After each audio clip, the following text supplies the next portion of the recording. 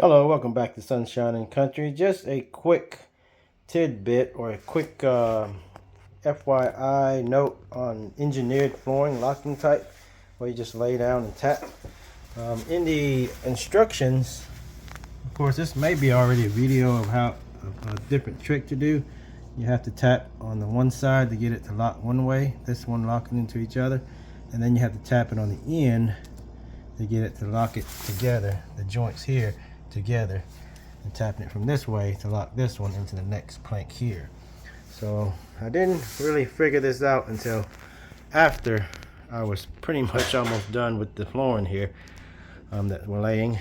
Like I said, it's the engineered type floating floor, but we were breaking a lot of pieces, especially when on the ends here. You can do that if you have to tap hard enough to get the joints to line up and also to come together. These joints are harder to come together than the long way joints. Okay, so that's a quick trick I figured out today.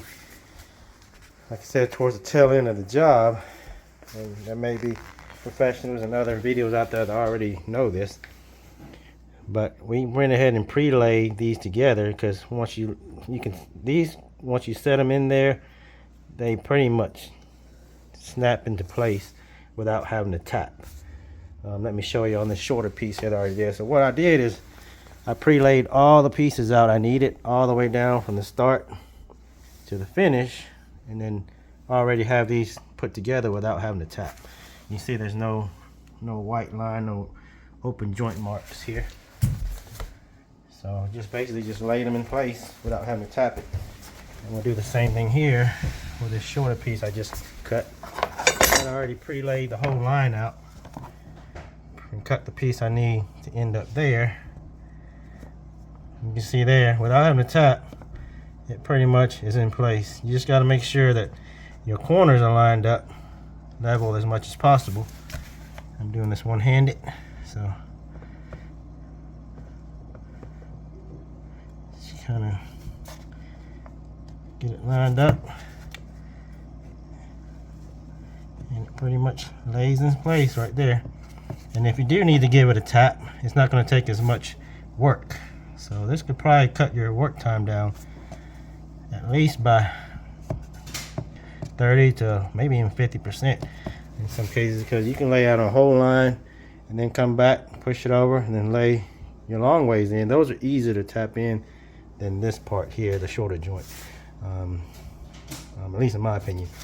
So we'll go ahead and lay this in place, scoot everything underneath this other joint, and then just tap it in as we go along, and then we'll show you the end result there. I don't have another person here to be able to show you while I'm doing it, but like I'm explaining, instructions show tapping on the end piece by piece, but you can do a whole line here, and then go ahead and set the long joints in and cut your work time down by quite a bit.